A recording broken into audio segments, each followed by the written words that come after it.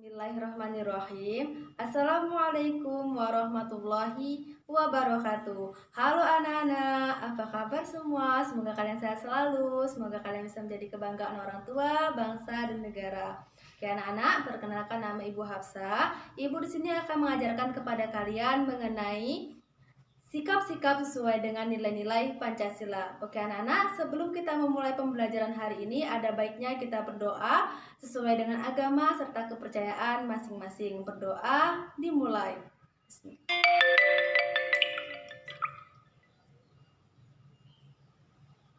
Berdoa selesai.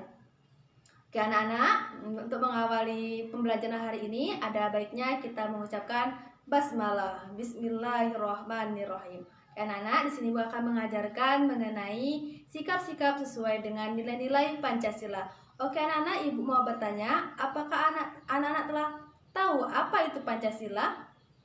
Oke, sudah ada yang tahu dan juga ada yang belum tahu. Di sini Bu akan menjelaskan lagi ya. Pancasila adalah filsafat negara Indonesia.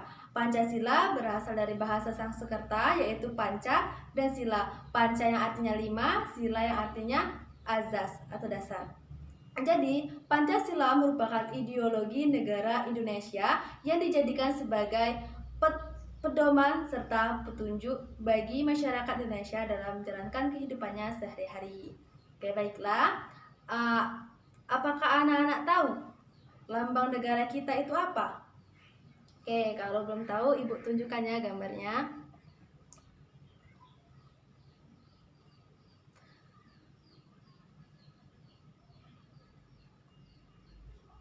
Oke, lambang negara kita adalah burung Garuda.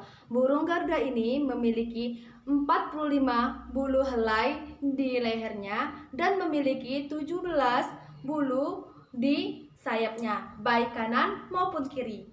Dan memiliki 19 helai pada bulu di pangkal ekornya dan memiliki 8 helai bulu di ekornya. Dan juga burung Garuda ini mencengkram kata di bawahnya yaitu Bhinneka Tunggal Ika, yang artinya berbeda-beda tetapi tetap satu jua. Nah, Indonesia itu merupakan negara yang kaya akan agama, suku, ras, bangsa, dan lain sebagainya. Oleh sebab itu, kita harus bersatu, apapun itu perbedaannya. Oke, Pancasila ini memiliki 5 sila anak-anak. Yang pertama itu sila pertama yaitu ketuhanan yang Maha Esa yang dilambangkan dengan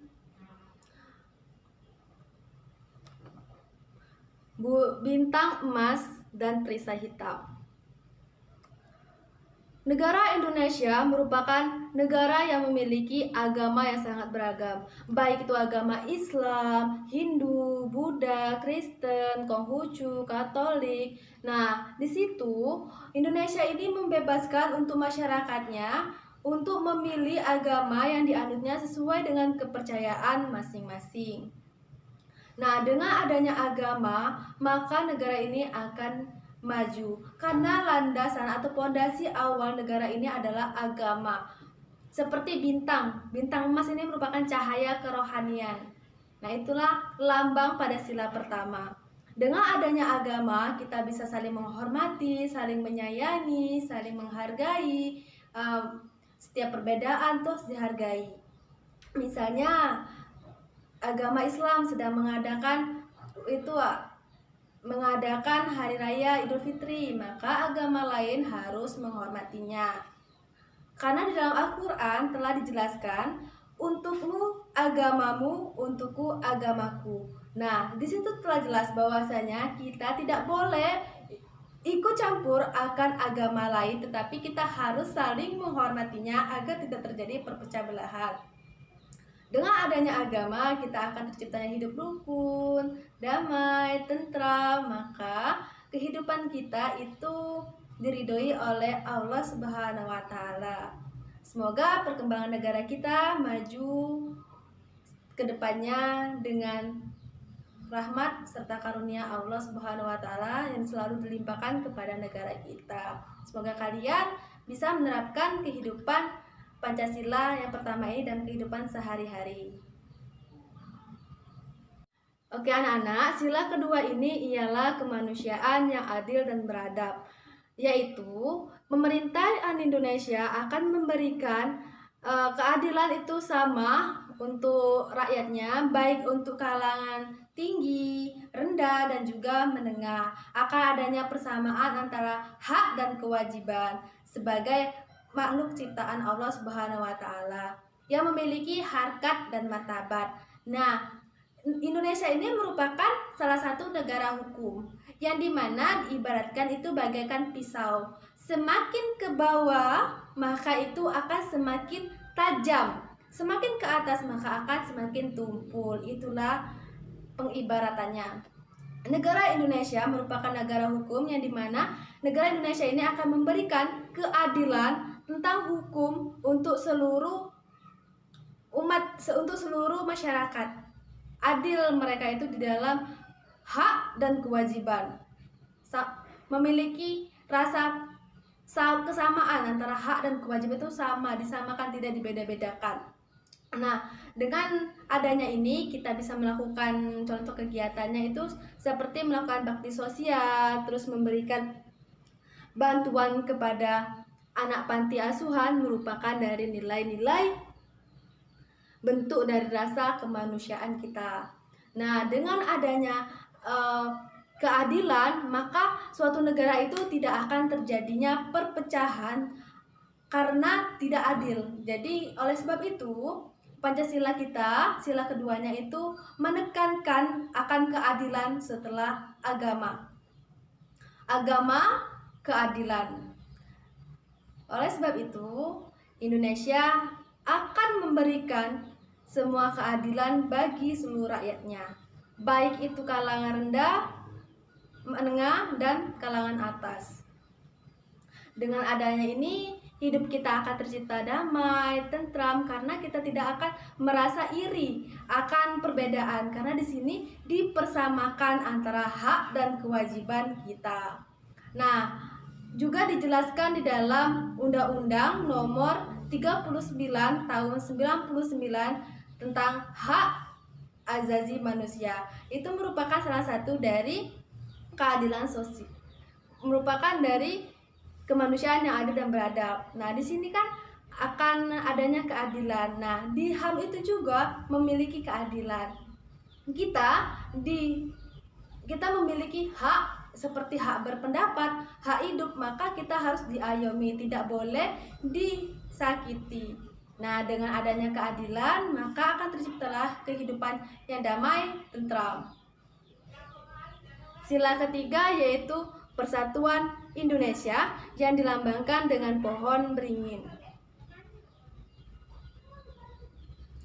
Negara Indonesia merupakan salah satu negara yang memiliki banyak ragamnya, itu baik dari suku, agama, ras, dan juga dia itu memiliki pulau dari Sabang sampai Merauke yang terdiri dari Pulau Sumatera, Pulau Jawa, Pulau Kalimantan, Pulau Sulawesi, dan Pulau Papua yang memiliki sangat beragam, baik itu agama seperti ras apa yang saya sebutkan tadi itu sangat beragam. Nah, oleh sebab itu dengan keberagaman ini kita harus menciptakan rasa persatuan dan kesatuan antar manusia agar suatu negara itu tidak akan terjadinya perpecahan belah. Dengan itu kita akan saling menghargai. Dengan adanya rasa persatuan, kita akan memiliki rasa cinta akan tanah air kita, serta memiliki rasa nasionalisme, patriotisme, dan kita akan menghargai setiap perbedaan. Nah, dengan adanya persatuan, negara Indonesia akan tetap utuh dan bisa menjadi negara yang terus maju insya Allah ke depannya. Sila keempat yaitu tentang kerakyatan yang dipimpin oleh hikmah, kebijaksanaan dalam permusyawaratan dan juga perwakilan.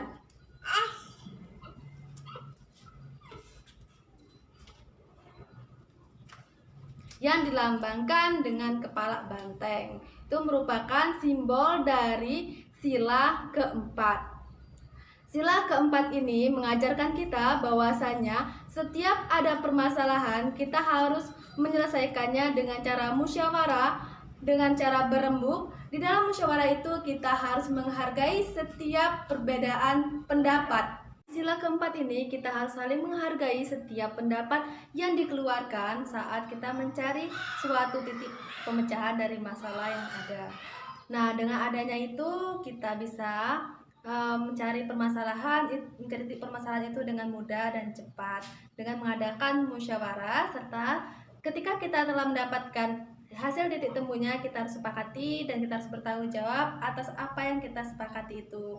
Nah, dengan adanya musyawarah, maka negara Indonesia ini akan menjadi negara yang aman, damai, dan tentram karena setiap masalah itu dimusyawarahkan, tidak diambil sendiri, tidak diambil keputusan sendiri, tetapi melainkan diputuskan bersama-sama dengan cara musyawarah dan mufakat.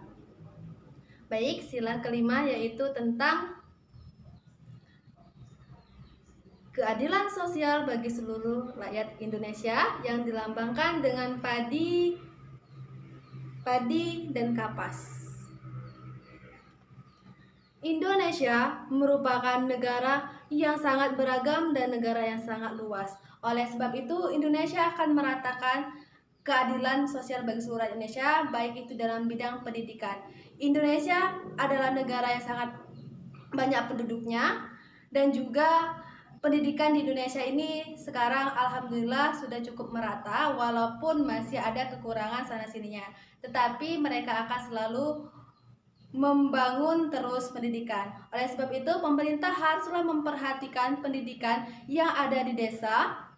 Jangan membangun terus pendidikan yang ada di kota, tetapi pendidikan yang ada di desa maupun pelosok itu tidak diperhatikan. Harus diperhatikan karena pendidikan yang di pelosok itu sangat minim atau sangat kurang, baik itu dari bukunya, fasilitasnya, tenaga kerjanya itu kurang.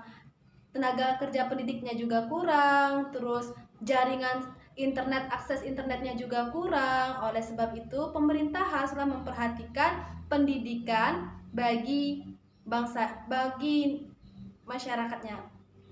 Karena anak bangsa ini masih banyak yang belum semuanya itu mendapatkan pendidikan. Karena dipengaruhi salah satunya yaitu faktor ekonomi. Faktor ekonomi merupakan faktor yang sangat merupakan faktor pertama anak itu dapat atau tidak memperoleh pendidikan. Karena mayoritas masyarakat Indonesia ini bekerja sebagai petani dan juga buruh. Apalagi pendidikan di desa. Itu kan mayoritas penduduknya itu bekerja sebagai seorang petani.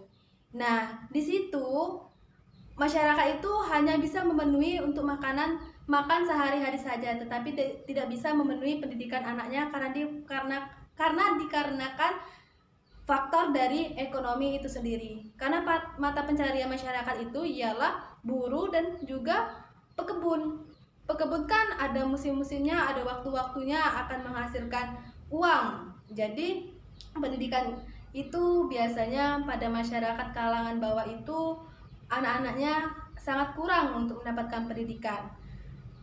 Tetapi Indonesia sekarang telah mengatasinya dengan cara memberikan bantuan kepada anak-anak yang kurang mampu, itu pendidikan diberikan, dan juga memberikan seperti bantuan KIP, itu salah satu cara untuk meratakan pendidikan atau keadilan sosial bagi seluruh Indonesia, terutama dalam bidang pendidikan.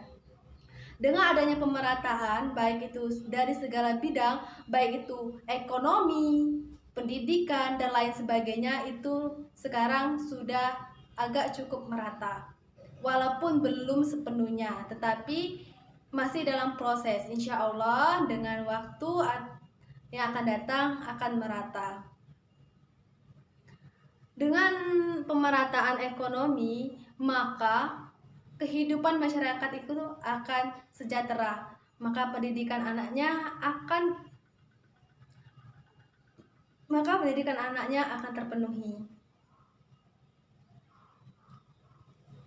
Ini merupakan contoh dari sila kelima padi dan kapas, yaitu bangsa Indonesia mampu menjaga keseimbangan antara hak dan juga kewajiban yang serta menghormati orang lain. Nah, di sini kita harus memperdulikan orang lain. Oke, jadi kesimpulan materi yang Ibu sampaikan tadi bahwasanya sikap-sikap sesuai dengan nilai-nilai Pancasila itu harus diterapkan di dalam kehidupan sehari-hari dan juga tidak mandang usia.